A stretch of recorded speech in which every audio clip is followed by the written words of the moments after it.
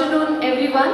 In today's class, let us move on to a new poem, The Solitary Reaper, written by William Wordsworth. Okay, so here let us learn something about William Wordsworth, one of the most notable poet, and his works are highly appreciated, and most of his poems are about nature and the connection of human beings with the nature. Okay, and he was born on 7th April 1770 at Cockermouth in United Kingdom and died on 23rd April 1850 in United Kingdom only. Okay, and his most notable collection of poems are I Wandered Lonely as a Cloud and the Prelude. Okay, so here William Wordsworth, the poet of this poem, The Solitary Reaper, was born on 7th April 1770 at Cockermouth, United Kingdom and died on 23rd April 1850 in United Kingdom, and his most notable poems are, the collection of the poems are I Wandered Lonely as a Cloud and the Prelude. Okay, and this poem, The Solitary Reaper, was published in the year 1807. This poem, The Solitary Reaper, was published on 1807 here. Okay, now let us move on to the introduction of the poem. Have you heard the signature tune of All India Radio? If not, listen to it. It is played on the violin, it is soul-stirring, it is melodious, it captivates you. In this poem, Wordsworth says he was captivated by a song sung by a young woman. She is reaping and singing, she is a wonderful figure. Read the poem and find out why the poet is so much impressed by her song. Have you heard the signature tune of All India Radio? It's melodious, it stands unique. Okay, once if you hear, you feel like, okay, it's something, you feel happy.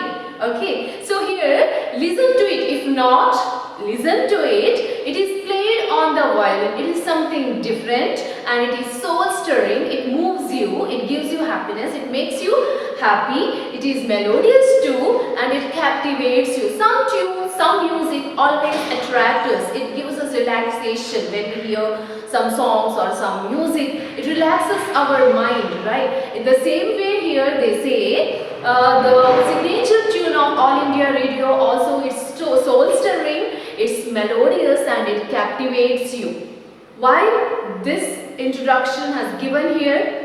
It's because the poet in this poem, The Solitary Reaper, he wants to tell us about a beautiful song sung by a beautiful girl in the field. Okay, he says again, in this poem, Wordsworth says he was captivated by a song sung by a young woman in the field. Okay, she is reaping and singing. She is cutting the crops and along with that singing. And she is a wonderful figure, and in this poem, after reading, you will find out why the poet is so much impressed by her song. Okay, so this song or this incident he had written in his poem when he visited to Scotland along with his sister. Okay, so by that time he experienced this situation and he had written this poem after that. Okay, so in this poem very beautifully he describes a young woman's song. She was reaping the crops in her field. By that time he heard that song when she was singing this particular song, which captivated him, which attracted him, which made him happy. Okay, so that's why he very beautifully he described here in this poem. Okay, now move on to the first stanza, and after that the second one we'll see. Here, behold her single in the field, yon solitary highland lass, reaping and singing by herself. Stop here or gently pass. Alone she cuts and binds the grain and sings a melancholy strain. Oh, listen, for the vale profound is overflowing with the sound. Now let's see the second stanza. No nightingale did ever chant more welcome some shady haunt among Arabian sands. A voice so thrilling never was heard in springtime from the cuckoo bird, breaking the silence of the seas among the farthest Hebrides. Will no one tell me what she sings? Perhaps the plaintive numbers flow for old, unhappy, far-off things and battles long ago. Or is it some more humbly familiar matter of today? Some natural sorrow, loss or pain that has been and may be again. Whatever the theme, the maiden sang, as if her song could have no ending. I saw her singing at her work and over the sickle bending. I listened motionless and still, and as I mounted up the hill, the music in my heart I bore, long after it was heard no more. Written by William Wordsworth. Okay, now let us move on to the first stanza and its explanation.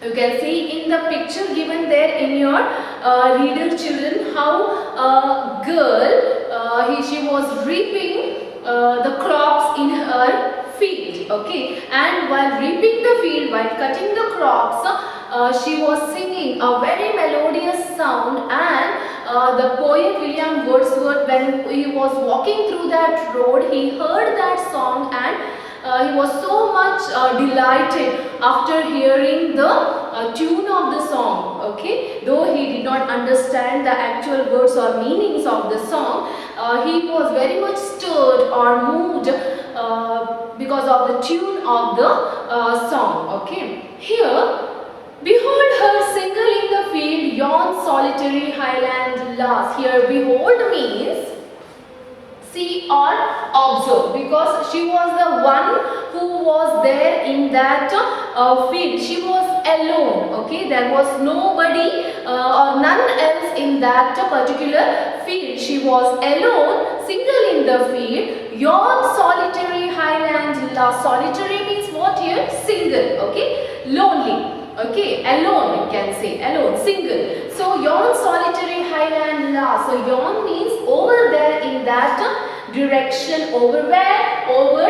the highland. That means here mountain. So, her field was situated on the top of the hill or top of the mountains, and she was alone there in her field, which was situated on the top of the hill. Last means here a girl. Here on the top of the hill there was a field, and this girl was alone. She was reaping the crops in her field, okay. Reaping and singing by herself. What she was doing there in her field? She was reaping, means she was cutting the crops and singing by herself. As she was alone, she was singing by herself. Stop here or gently pass. You have to stop there itself. If you are walking through that road, on that way, you have to stop there. Why you have to stop there? To listen that melodious music or that song, or else very gently you have to pass from there. You have to walk very slowly from there. Why? You should not disturb her. She was singing a very beautiful song, so that's why you should not disturb her. You have to pass from there very gently, or else stop there, stand still and listen that musical note, that means the song. Okay. Alone she cuts and binds the grain. What she was doing there, as I told you, she was cutting the crops. Along with that, after cutting the crops, she was binding that grain. She making it as a bundle and sings a melancholy strain. And here, what is the meaning of melancholy here? So, what is the meaning of melancholy? Melancholy means here sad, strain means song. Okay. So, by hearing the tune of the song only, he understood that that girl was singing a very sad song alone while cutting the crops in her field. Okay, and she was singing a very sad song. He understood that. Oh, listen for the wail profound. What is the meaning of profound here? Profound means deep. Okay, wail means here valley. So, oh, listen for the wail profound. That means the deepest valleys also can listen her most melodious sound. That means notes or her singing is overflowing with the sound. That means the entire valley in the surrounding of that mountains filled with her most melodious notes or her song. Okay, so here in the first stanza, the poet William Wordsworth describes a song sung by a very beautiful young girl who was alone cutting the crops in her field, which was situated on the mountains, okay, on the top of the mountains over there. And he heard and stopped to listen her most melodious song, and he says here that she was singing a very sad song that he understood by hearing the tune of the song or her way of singing only, that we can identify, right? A cheerful song or a sad song by its notes only we can identify which type of song is this. So he understood that, and he says here at last in this stanza that her voice was surrounded in the entire valley, was filled with her most melodious tone, okay, or that song. So this is the explanation or the summary of the first stanza. Now let us move on to stanza number 2. No nightingale did ever chant more welcome notes to weary bands of travelers in some shady haunt among Arabian sands. A voice so thrilling never was heard in springtime from the cuckoo bird, breaking the silence of the seas among the farthest Hebrides. What is the meaning of chant here? Chant means sing. No nightingale did ever chant. Nightingale is the most beautiful bird which sings so melodiously. Even Sarojini Naidu also titled as the Nightingale of India, right? So here nightingale is one of the most beautiful bird which sings so melodiously. So here the poet William Wordsworth compares nightingale or the sound or the singing of the nightingale bird to that girl, and he says this nightingale birds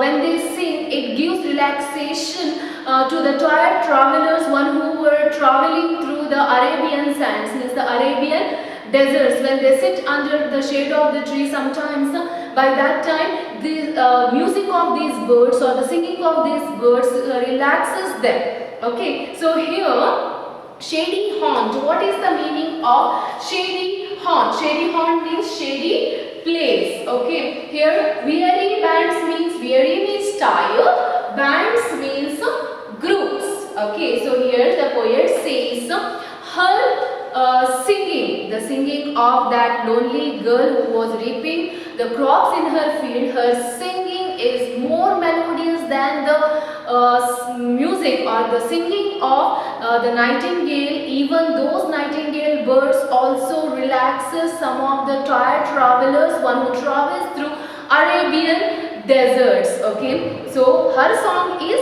most beautiful than the song of the bird, the most melodious singing bird, nightingale. Okay, he compares here. And a voice so thrilling never was heard in springtime from the cuckoo bird, breaking the silence of the seas among the farthest Hebrides. Here again he tells us that her singing is most melodious than the singing of the cuckoo bird, which sings so melodiously during the spring season, and its sound reaches to the farthest Hebrides. But her voice is much better than the sound of or the singing of the cuckoo bird. See the comparison. He compares here her voice to the voices of the bird cuckoo and nightingale, the two most beautiful singing birds who sing so melodiously. But he says her voice, her tone is most melodious than these two birds. The nightingale bird, which relaxes the tired travelers of the Arabian deserts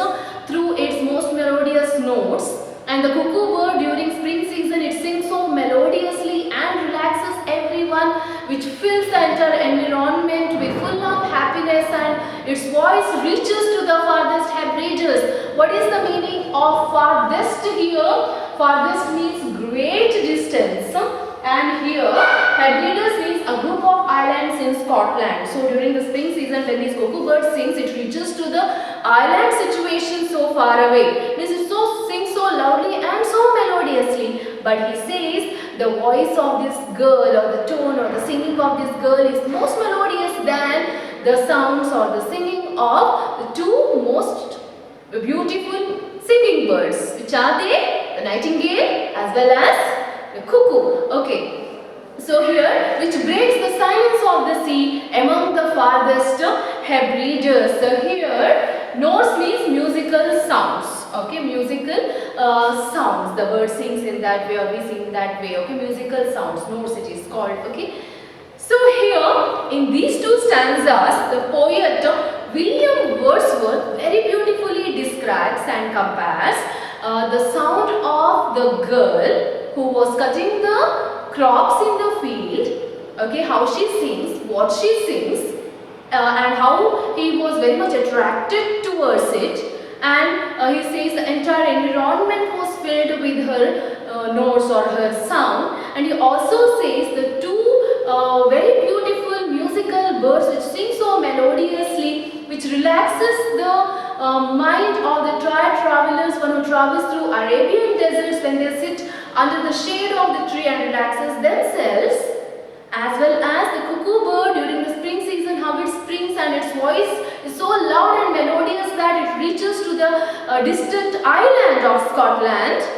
Okay, so but her voice is better than these two birds. Okay, here he compares and very beautifully describes under a solitary reaper in this poem, the solitary reaper.